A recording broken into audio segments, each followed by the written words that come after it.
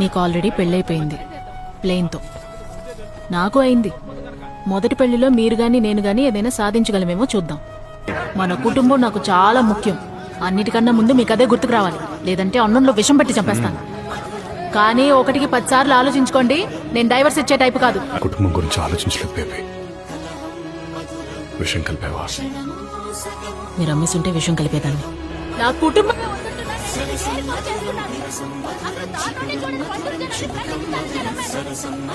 ఈ మాటలొట్టి మాటలేనా? చేతల్లో చూపించరా మీరు? చేసి చూపించండి సార్. నువ్వు ఓడిపోయిన ఓళ్ళు కూర్చుని పోతే అనుకోలేదు మహా. నేనెక్కడికి వెళ్ళిపోతాను మహా? ఇదే నా ఇల్లు, ఇది మాత్రమే నా ఇల్లు.